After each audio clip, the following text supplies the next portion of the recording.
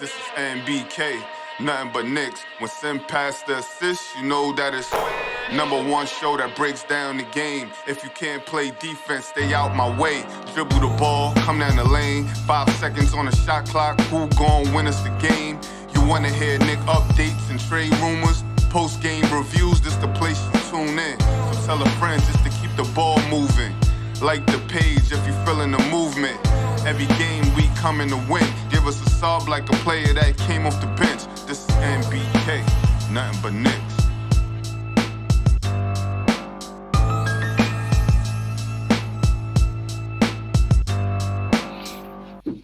Knicks family, what's poppin'? It's your boy. Good afternoon, ladies and gentlemen. The New York Knicks are back at it tonight versus the San Antonio Spurs. And anytime you play the Spurs, you know it's going to be, it has the potential to be a difficult game because Greg Popovich is a heck of a coach. The Knicks played them once. They won. They beat them 121-109.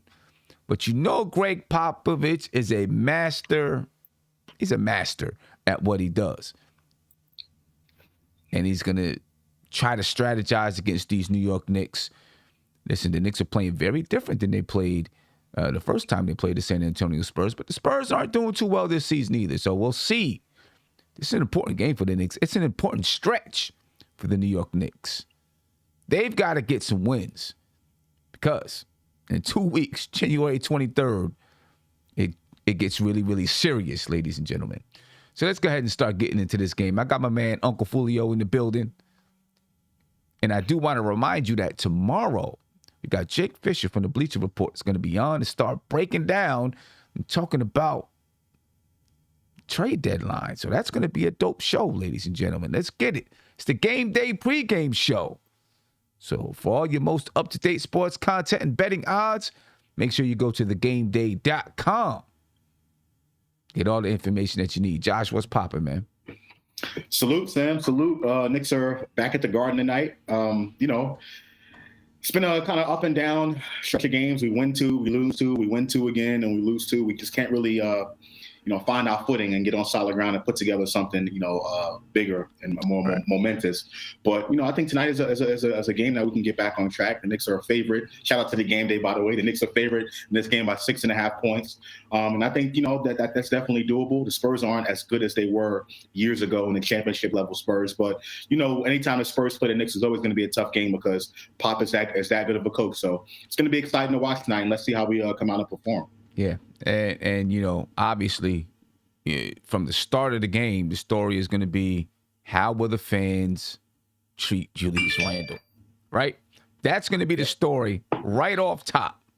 So let me ask you, how are the fans going to treat Randle? I mean, they're going to boo him. They're going to boo him. That's just what, Knicks fans, that's just what they do. You know what I'm saying? But I think the boos can turn the kids real quick depending on how he performs specifically in this game and how the team performs.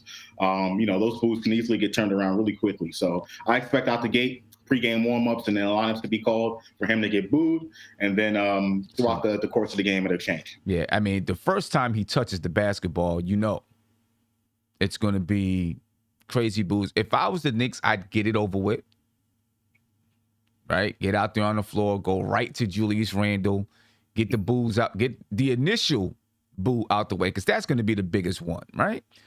Introductions, like you said, and then the first time he catches the basketball, that's going to be the biggest one of the night. Get it out the way. Throughout the game, it'll start to fade, most likely. Right? Now, if he has a bad game, if he has a bad game, it's going to happen all night long if he has a bad game. You know what I mean? He missed one defensive assignment, doesn't get a rebound. He's going to get it. He's going to get it. So he might as well come in with that mindset, and just be ready for it. Yeah, that's the best that he can really do. You know what I mean? Is come in with that mindset and be ready for it. I don't know. Well, what else? Anything else that he can do? There's nothing he can do about it. He's just got to be prepared. No, just gotta play well. I think that's really what it all comes down to, and I think that's why this whole fiasco with the thumbs down and everything really is just that's just what New Yorkers do, whether fair or unfair. You got to be able to perform. And I think Julius Randle, for the most part, he isn't having the same type of season he had last year. However, he is a valuable member of this team. And a lot of people who do boo him kind of forget that part about it, right? Without Julius Randle, this team is not going anywhere. Like, we need Julius Randle. That's just a fact. We need Julius Randle to be there. Even with his 19 and 10 and his 4 turnovers, he's still a valuable player for this team. People tend to forget that. But I just think people are kind of expected Julius Randle to build off what he did last season. Mm-hmm. And so far that has not happened. And I think that's what people are kind of frustrated about it. Right. Me, not so much, because I think that he's really not going to be that superstar kind of level player. I expect the front office to go out and build and continue to get players to be better than Julius Randle at some point. But fans want to win right now, and I understand that. Yeah. I get it. And they want to win. And if you continue to see, bad play, not just bad play, but, nights when the Knicks aren't hustling, when they look lazy, when they look sluggish and slow, that's what you're going to get. It's no two ways about it. Bottom line, taking a look at the injury report for tonight, ladies and gentlemen, the Knicks are without Ryan Arcidiacono. Hopefully I said it right. Arcidiacono. He's out with a left ankle sprain. Evan Fournier is questionable for tonight with a left contusion to his thigh. Nerlens Noel's questionable due to reconditioning. Of course, Derrick Rose is out. Kemba Walker, he's questionable due to a left sore knee. So it looks like we're going to have the same exact lineups that we had against the Boston Celtics. The Spurs are not as good as the Celtics, but they're a well-coached team. We all know that. The Spurs, on the other hand, they've got a number of guys out for tonight's game. Zach Collins, he's out due to a left ankle fracture. Keldon Johnson, health and safety protocol. Trey Jones, health and safety protocols.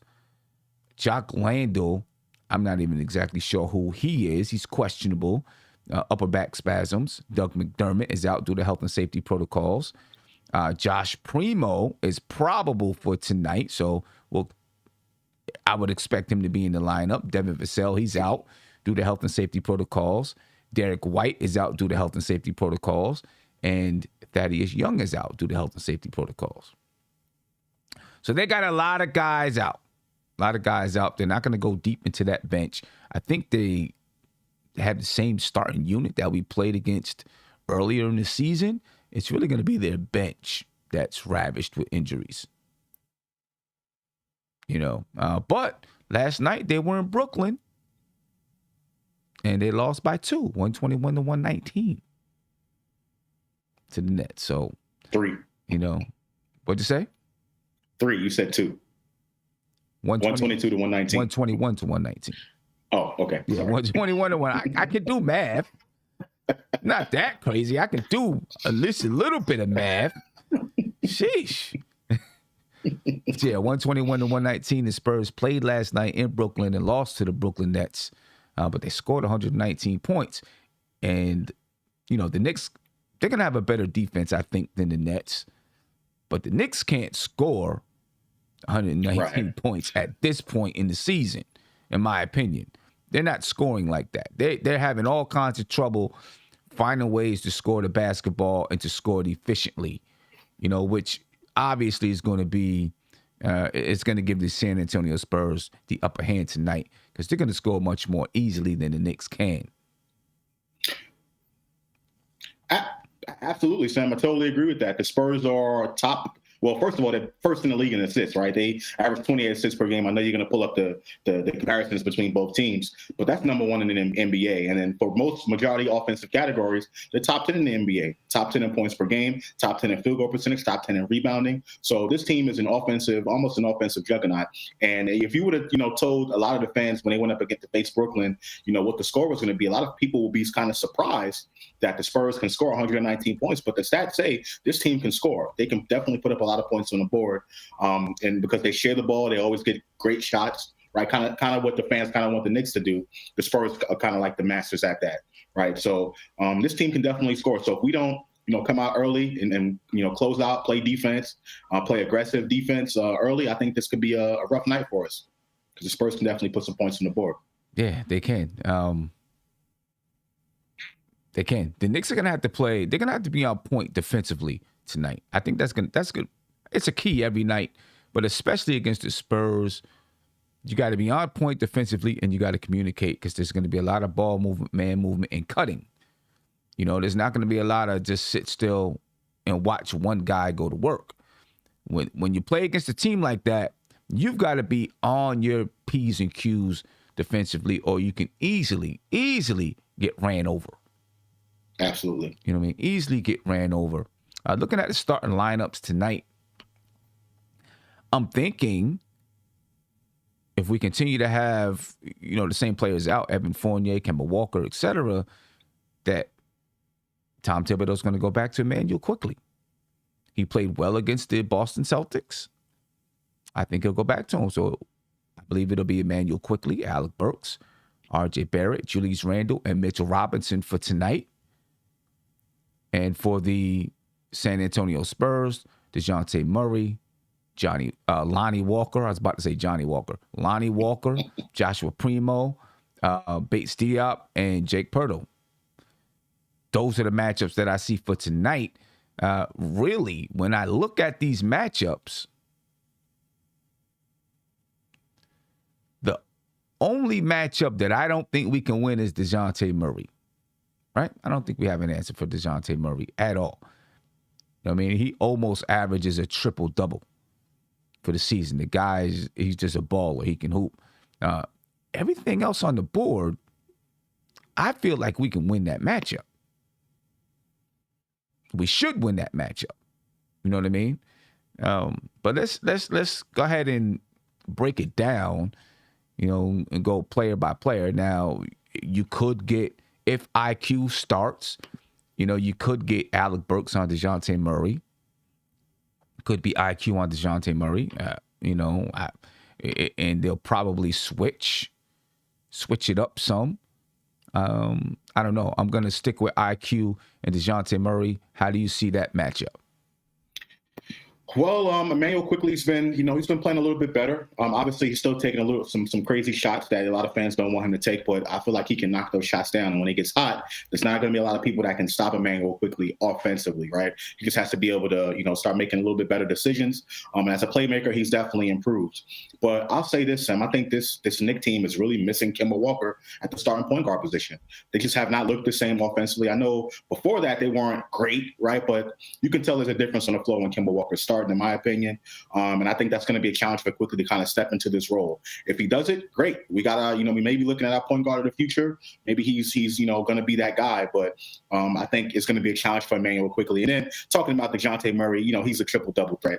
Every time he steps on the floor, that's why Steph really wants him on this team, because DeJounte Murray is a beast. So Emmanuel Quickly has to, we got to do a really good job of stopping DeJounte Murray, kind of limiting what he can do. And if we have to switch on Alec Burks on him, I think that'd be a good idea. Yeah, I think they will switch Alec Burks on him. It'll be both guys playing against him, right? Lonnie Walker, he's also an athletic guy. He can hoop now. Let's not sleep on Lonnie Walker.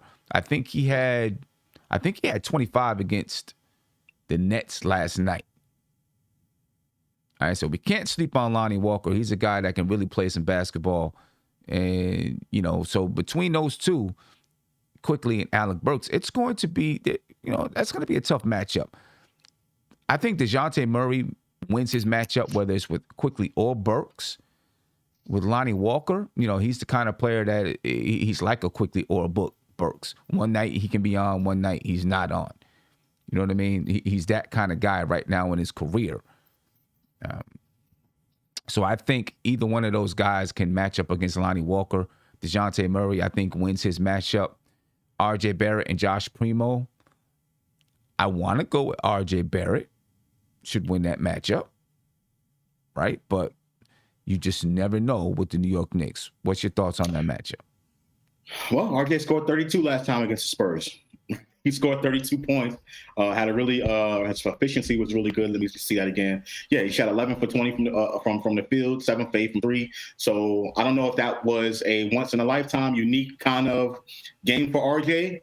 But he performed really well last time he played against the Spurs. So I'm going to give him the benefit of the doubt. I'm going to say that he's going to come out, probably not score 32 again, but I think he'll be efficient versus this team. I think he'll pick his spots wisely. I think he'll get to the lane and continue to be aggressive as he has been in the last 4 or 5 games or so. And I think that's going to bode well for him in this matchup. So I'm going to go with RJ. Yeah, I think RJ should. There you go. I was blending my words. I think RJ should win this matchup. Again, I like to see the Knicks go to RJ early. After they get the whole Julius Randle thing out the way, I'd like to see them go to RJ early, try to get him in the post a little bit, create some opportunities for him to go one-on-one, try to take Josh Primo off the dribble, get to the cup. I don't think they have a guy there that's going to block a lot of shots. So it's not like the Celtics, right? Playing the Celtics, they can play some smothering defense. What's his name was blocking shots all over the place. Right. Williams, he was blocking shots all over the place. Robert Williams, yeah. I don't think it's going to be the same way with the Spurs. So RJ Barrett, the fact that he doesn't rise up high, it may not hurt him in this game. You know what I'm saying? He may be able to get to the cup and, get some easy buckets going towards the basket. So I'd like to get RJ Barrett going early in the game. Julius Randle and Bates Diop, I think that, Julius Randle should win this matchup. I think it's going to be all in Julius Randle's head, though, for tonight. Because of everything going on because everything's going on. Julius Randle's he's got to stay calm, stay focused, not come into the game like too excited about what he knows is going to happen with the Garden crowd. And then he can't let the crowd rattle him. He just can't get rattled. He's got to accept it, accept his fate, and then go on and play basketball. I think Julius Randle should win this matchup easy. Would you say, we've seen a couple other times that Julius Randle was matched up with someone, and we said he should win the matchup, and then he got, demolished with some guy that we never heard of. But I don't think Bates Diop is that kind of player to win this matchup over Julius Randle. However, like you said, I think this is all going to be on Julius, right? And ultimately, like I tell everyone, I think the biggest difference between Julius from this season and last season is he's just not knocking out that perimeter shot anymore. That shot is just not falling for him. And I think that's the biggest thing that's really in his head. If he decides to take it to the paint and go inside a little bit more, I think that'll bode well for his game. I think that'll bode well for the rest of the team. But if he starts out, missing his first 2 or 3 perimeter shots, I think it's going to, be a prequel to a very, very long night for him. Just can't miss those shots. Fall away jump shots. Get to the hole, get to the lane, get to the paint, draw some fouls, get to the free throw line. And I think if he does that, I think that'll open up the rest of the game. And I think the fans will really appreciate that attempt instead of the settle for fallback jump shot that he's been missing, quite frankly, the whole season. So we'll see. All right. Listen, if Julius Randle starts to miss shots, the boos are going to get louder. Yes. Right. And I'm interested to see how that's going to affect his mental. You know what I'm saying? Really interested to see, because the boos, every shot he misses, every turnover he makes, every missed defensive assignment or missed rebound or whatever, if he holds the ball too long, the boos are coming. The boo birds are coming. You know what I mean? He's got to keep his mental together. That's going to be big for Julius Randle tonight. He just can't get rattled. Keep his mental together. Be mentally tough, and I think he'll be okay. But also Randle doesn't have to necessarily score to do all of that, right? I know I mentioned the fact that he has to knock down some shots or what have you, but he can just be that assist guy, making quick decisions, setting other people up. The Knicks come out to a 10-point lead largely due to other people making buckets. Julius Randle setting them up, and I think the Boo Birds can also go away that way. So we just got to see how Julius Randle plays. Regardless, he has to get out his mind quick and then go ahead and play basketball. People are going to say what they're going to say. Just play ball. Right. And that's what he's got to do. Just play basketball. We'll see. It's not always that easy. It's not always that easy, but we'll see. Mitchell Robinson and Jacob Poeltl. This one for me, Sam, I'm a little bit discouraged, because Jacob Hurdle is a guy who can step out, not necessarily all the time or whatever, but he is a little bit of a threat to stretch the floor just a little bit, right? He's also a beast inside. Like I said, the Spurs are top 10 in rebounding in the NBA, right? But I think this is an opportunity for Mitch to get back to his alley-oop game, for him to dominate inside. I think Mitchell Robinson can definitely do that against Jacob Hurdle. I think Mitchell Robinson had 14 rebounds in the last game, so we're going to need Mitchell Robinson to come up big and get some of those second chance opportunities for us, particularly if we start missing nice shots early in the game. So I think this should be a matchup for Mitch. But again, defensively, can Mitch be able to step out and guard Pirtle and the rest of those guys? So we'll see. Yeah, that's always an issue for and with Mitchell Robinson. You know what I mean? This is one of the reasons why I think, though, having Emmanuel quickly, play with Mitchell Robinson on the floor, at least right now, it helps, and I think benefits Mitchell Robinson, because I think Emmanuel quickly is one of the guys on the team that's able to find guys, in the alley-oop game, off the pick and roll, and that's going to benefit Mitchell Robinson. Did we see it a lot against the Celtics? No, but the Celtics are a much better defensive team than the San Antonio Spurs. Yes. So that's why I do like seeing Emmanuel quickly in that starting unit with Mitchell Robinson, and I'm hoping that he can help Mitchell Robinson kind of get something going. And speaking of the Celtics, I guess I'll give a shout out to B Smooth. You know what I mean? Not exactly sure I want to, but big shout out to B Smooth, man. Thank you for joining us the other day. We had a great time on the show. He said, does he see a Knicks losing streak coming?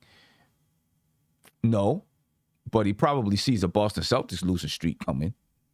And they play sub 500 teams as well. Sim, I'm still trying to understand, how do you have two of the best young two-way wings in the NBA and you have the same record as the Knicks? That's what I don't understand that at all. That's what I'm saying. Like, you got two guys who are bona fide studs at the wing position in a guard and wing league, right? And you have the same record as the New York Knicks. Somebody got to explain something. That's what I'm saying. That's what I'm saying. So B Smooth can't talk too much. No. He can't talk too much. Because that's all right. We'll be back on this show. He'll be back on here. We'll be back on the show, because I got a feeling the Knicks and the Celtics are going to be playing in a play-in game. I just got a feeling it's going to work out that way. I do. Looking at the season series between these two teams, the Knicks lead the season series 1-0. All right, in the previous game, it was like November 7th or 8th. Yeah, it was early in the season. The Knicks beat the San Antonio Spurs 121-109. Now, the Knicks shot 47% from the field. They shot 47% from three. They had 22 assists, 52 rebounds, only 10 turnovers, 7 steals, and 5 blocks. Now, this was in San Antonio, but we all know the December Knicks, 7th. December 7th, not November. Yeah, December 7th. But we all know the Knicks have been playing much better on the road than they have at home. San Antonio in that game, they had 109 points. They shot 44% from the field, 38.7% from three. They had 30 assists, 43 rebounds, 10 turnovers, 5 steals, and 5 blocks. All right, but I don't think that tells the story. I don't know. It doesn't tell the story. Because in the last 5 games, the Knicks, they're 2-3 in the last 5 games, but they've only been averaging 94.4 points per game, shooting 42.4% from the field, 32% from the three-point line, only grabbing 42 rebounds a game, and 17.4 assists. 17.4 assists, ladies and gentlemen. For the Spurs, over the last 5 games, they're 1-4. They're averaging 107.6 points per game. Their field goal percentage is 43.2. They're shooting 32.5% from the three-point line. They're grabbing about 46 rebounds a game, and they're averaging 26.4 assists. This is in the last 5 games. But neither team is really playing good basketball. The Knicks' offensive rating over the last 5 games is 103.1. Their defensive rating is 111.8, which is a net negative of 8.7. For the Spurs, their offensive rating is 102.9. Their defensive rating is 111.7. Remember, this is over the last 5 games, and their net rating is a negative 8.8. So, neither team is really burning it up over the last 5 games. You know what I mean? Let me get to a couple phone calls here, Josh, and then we'll get back to breaking this down. Caller, you live. Tell me your name and where you're from, please. Sam, how's it going? This is Reg out the BX. Reg, what's good with you, brother? How you feeling, man? Not much. I just want to ask a quick question. Mm-hmm. I watched the game the other night. I see that we got smacked. I wasn't surprised that we got smacked. That just seems to be our MO, inconsistency. Let me ask you this. Yeah. I had asked you before about Julius Randle and his playing minutes. Mm-hmm. Do you think his playing minutes and the way Tibbs plays the guys, because every time I look at the game, I just try to figure out why he's playing a power forward, like 12 straight first quarter minutes, 7 straight at the end of the second, then 12 straight third. Do you think his minutes are playing a major role in how he looks on the court out there? Mentally, is he preparing himself like, I got to play all these minutes, so I got to come out slow, or I got to try to figure out a way to get through 40 minutes in the game? Do you think that plays a major part in the way he attacks the game? I do, but I don't think it's necessarily the fact that he's playing, say, 37, 38, 39 minutes. I think it's how the minutes are distributed, because like you said, he's playing that first quarter. He comes out, sometimes he plays the entire first quarter, or he may not come out until there's 2 minutes left in the first quarter, right? That's 10 straight minutes. By the time he gets to by the time he gets to 5 minutes left, he's tired. He might need a break. So I think it's coming in the way it's distributed, because you can easily say, all right, I'm going to take him out at 6 minutes, but I'm going to bring him back in, and I'm going to let Obi come in. Then I'm going to bring Randall back in, with 10 minutes left in the second quarter, and let him rock for a little while, and then maybe sub him out for a minute and then bring him back in. You know what I'm saying? I agree. So it's not all one long stretch of 12 minutes that he's playing. You know what I'm saying? Because a lot of times, we've seen Randall start off and not have energy. We've seen it. But a lot of times we've seen him start off playing well, but by the time that, he gets to 3 minutes left in the first quarter, he's looking tired. He's looking gassed. And then and now he's starting to turn the basketball over or take bad shots or whatever it is. I think the way the minutes are distributed, means something and could be changed. I agree with you 110%. I'm looking at him. I know coming to the Knicks, he never played more than 30 minutes a game. 30. He was capped at 30 before he even got to the Knicks. So when I watch him play 38 minutes, 39 minutes, he's bringing the ball up, he's running around, trying to play like he's a wing player, crash the middle of the court, and then run out to contest the three-point shot and all that. I start to look at it like, yeah, Randall, he kills me. I'll be at the house screaming, this dude's a bum. I'm tired of Randall. But I wanted Randall. So I'm like, man, what in the world is wrong with Randall? But then I'm looking at it like, man, the man's a power forward, and he's playing like a wing player. He's playing 38 minutes. He never used to playing that many minutes. I don't want to make no excuses for him.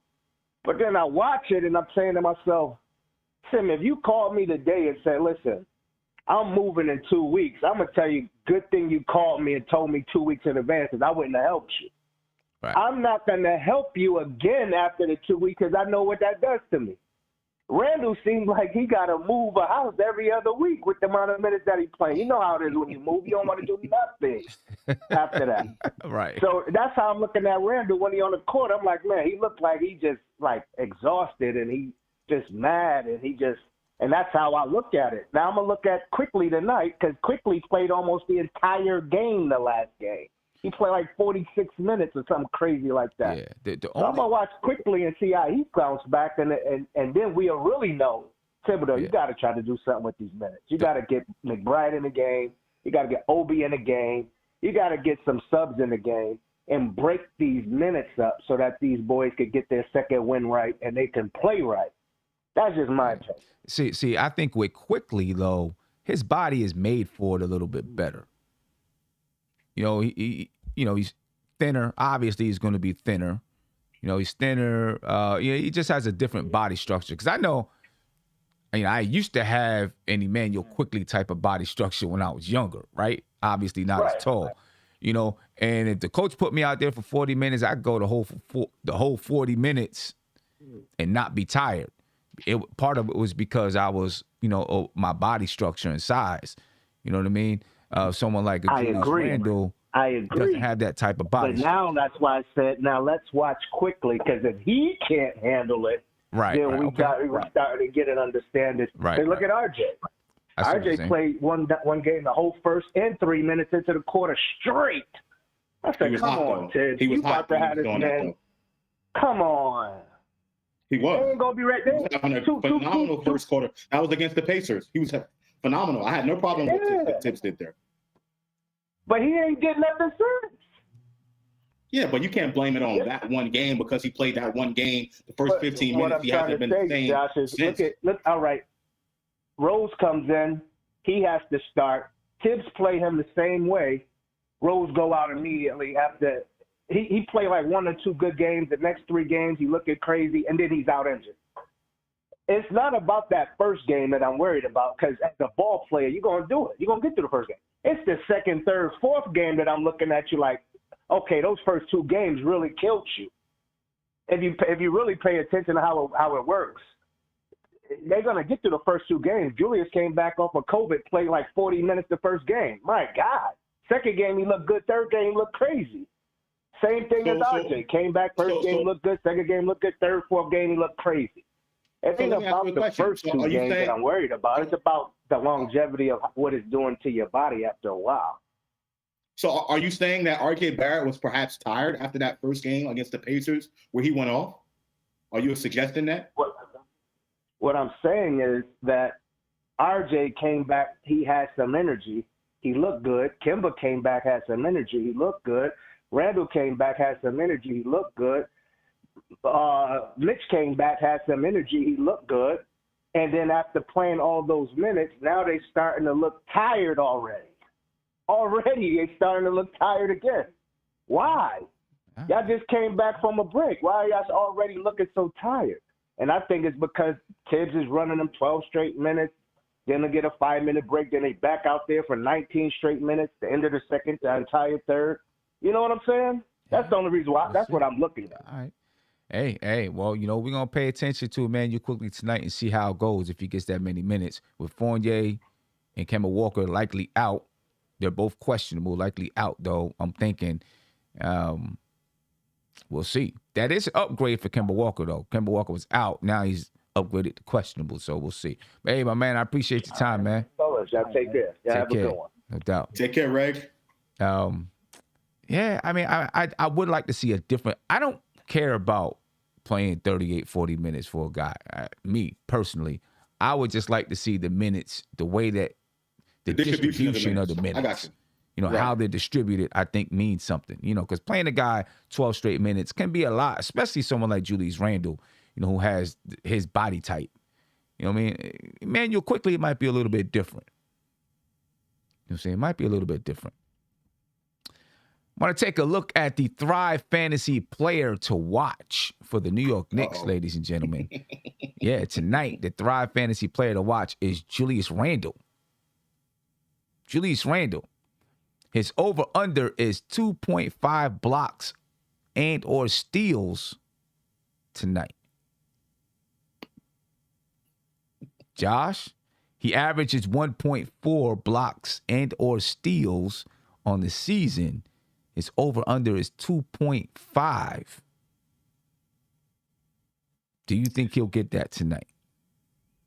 No, I don't think. And I think this is easy. Julius Randle is not a guy who's going to go out and block shots. If he does, it's kind of like once in the blue. And as far as steals are concerned, you really don't see Julius Randle make steals either. I mean, when I watch it, I know what the numbers say as far as averages are concerned, but I just don't see Julius Randle. I'm not taking the over, put it to you that way. I'm taking the under all day long. Okay, I think I'm taking the under on that as well. Today will be the day he gets a block and then gets 2 steals. Watch. Right. You Yeah. know, it'll be the day. But I'm taking the under on that too. I'm looking in the chat, and in the chat right now, 77% of those who took the poll say under, 23% say over. I mean, listen, if you go on thrivefantasy.com and you decide to make that bet and you choose over, you know, you might be looking good if he gets it. If he gets it, you can go to thrivefantasy.com, use the code NBK, and you'll get a 100% deposit match up to $100. All right. The link is in the description of the video. So go ahead over to thrivefantasy.com and, you know, take your chances, see what you're going to do tonight. All right. I wonder if like, I don't know, I'm just picturing this when you said that you had the same body type as Emmanuel Quickly. Some used to take shots from half court too and just like jack him up. No, huh? I didn't. See, in the year, when I played, it was not acceptable to shoot those type of shots. All right. I was a go to the basket guy. It wasn't acceptable to shoot as many threes when I was playing. So, you know, my coach would have went crazy. Although, when I needed to, I shot him. And as long as I was making them, coach was cool. So All water. coach was cool. For the Spurs, the player to watch is DeJounte Murray. The over-under is for DeJounte Murray to have 18.5 points tonight. Ooh. I'm going over. I'm going under. I'm going over. I think DeJounte Murray is going to be 23, 24 points tonight. Okay. He's averaging 18.3 on the season, 8.3 rebounds, 9 assists, shooting 43.7 from the field, 33.6 from three, and 71.8% from the free throw line. Yeah, I think DeJounte Murray is going over 18.5 points tonight. I'm going Murray 16, 10, and 8. That's my line for DeJounte Murray. I think someone else really steps up and start knocking some shots down. Who? For San Antonio. Who? That's the question. Who? It's going to be a no-name. Maybe Bates Diop beats Randall. Oh, no. I mean, I don't know. Listen, if Bates Diop starts cooking Julius Randle, oh my gosh, it's going to be mayhem in the Garden tonight if that happens. It'll be. Listen, last night DeJounte Murray had 19 points, 12 assists, 9 rebounds. Lonnie Walker had 25 points last night versus the Spurs. Jake Pirtle had 11 points, 12 rebounds last night. Let me see. On their bench, Bryn Forbes, he had 18 points coming off the bench. Tyler Johnson, 3 points. Jock Landale, who I think he's out tonight, 10 points. Devontae Cacok, I don't know how to say his last name, Cacok. He had 8 points. I don't know. I think DeJounte Murray is going over 18.5 points tonight.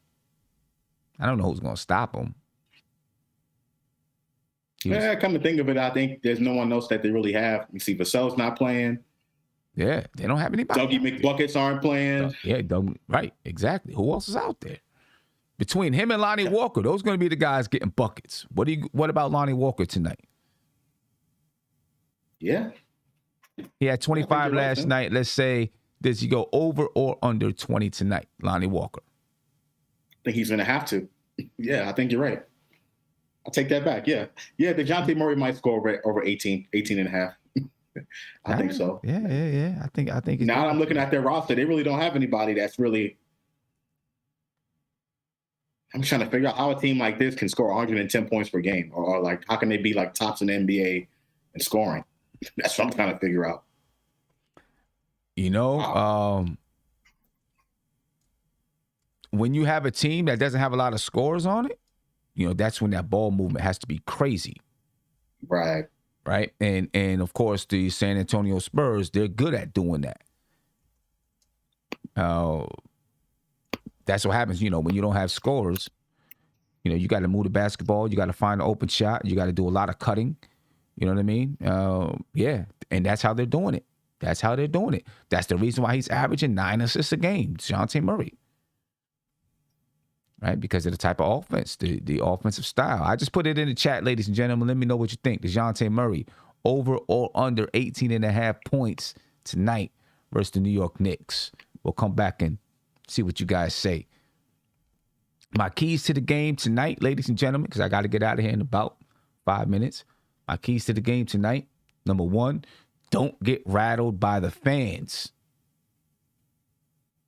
And I know that's a bad thing to have to say at home, but don't get rattled by the fans because you know they're coming out to boo. They're going to be booing Julius Randle,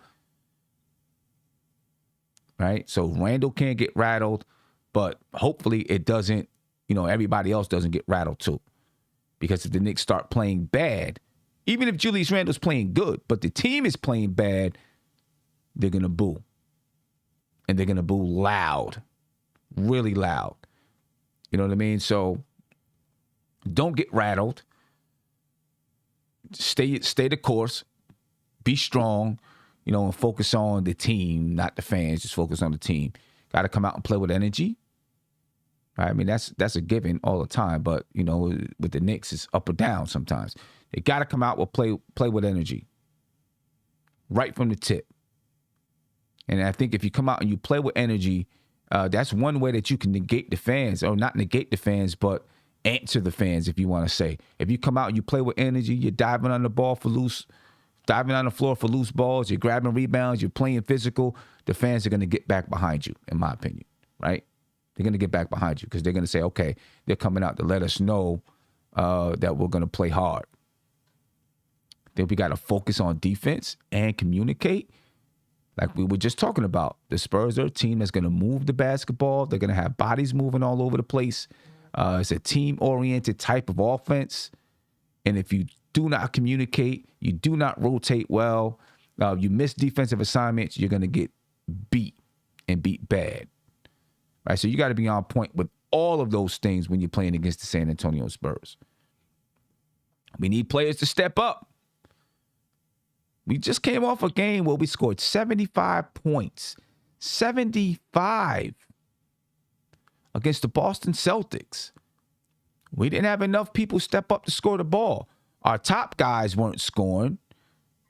And then we didn't have anybody off the bench who could do anything, who could get us some buckets. We need Quentin Grimes to score. We need to see Miles McBride play a little bit, to give some guys some rest and hopefully score the basketball. We need Obi to do something. Knock down those threes when he gets them. And when he's playing with Quickly, those two, we need them two to have a nice connection and maybe get some lobs going. We need Obi to step up and win the rebounding battle. When we beat them back in December, we out-rebounded them by double digits. We need to do it again tonight to win this game, in my opinion. Josh, any thoughts? Yeah, I agree with what you have to say. I think that we need to be aggressive from the opening tip. We need to be aggressive, get to the paint. I think we can, get the Spurs, draw some fouls, what have you, with Pirtle and a lot of these guys that they have out there. And for God's sake, make your freaking free throws. Sheesh. Just make your free throws, please. It's embarrassing the type of our free throw percentages and what we've been doing during games, like less than 50% from the free throw line. That's just unacceptable. Those are free throws. Like, they're free for a reason. So we got to be able to knock them down. And like you said, ball movement, man movement. Being able to, lock in on defense. The Spurs are going to move that ball around. We can't get caught sleeping. So for me, though, that's what I would add to what you have to say. But please, Knicks, knock your free throws down, please. Yeah, we need knock down the free throws, please. 40% versus the Celtics. 40% from the free throw line. That was horrible. Horrible. Right. That was terrible. Anyway, I'm looking in the chat. And the over-under for DeJounte Murray is 18.5 points. And 82% say yes. That he'll not say yes. 82% or 79% now says he'll be over 18.5. And 21% says he'll be under 18.5 points. So we will see tonight, ladies and gentlemen. Yep. We will see tonight. Anyway, I'm going to get up out of here. All right, I appreciate you guys' time. I'll be back on at 10:15 tonight for the post-game show. And hopefully we'll be talking about a Knicks win. Josh, any last words? We just got to pull it out. We just got to win. We're favorites by 6.5 points. Shout out to the game day. Let's just, prove Vegas right. Yeah, let's get it, ladies and gentlemen. This has been the Game Day pregame show, ladies and gentlemen. Please make sure you go check out thegameday.com for all of your up-to-date sports content and betting odds. Go to thegameday.com, and you can check out the betting odds from multiple platforms, right? So make sure you get that done as soon as this video is over, ladies and gentlemen. I'm up out of here. I appreciate your time. I'll catch you tonight, 10:15. I'm out. This is NBK, nothing but Knicks. When Sim passed the assist, you know that it's #1 show that breaks down the game. If you can't play defense, stay out my way. Dribble the ball, come down the lane. 5 seconds on the shot clock, who gon' win us the game?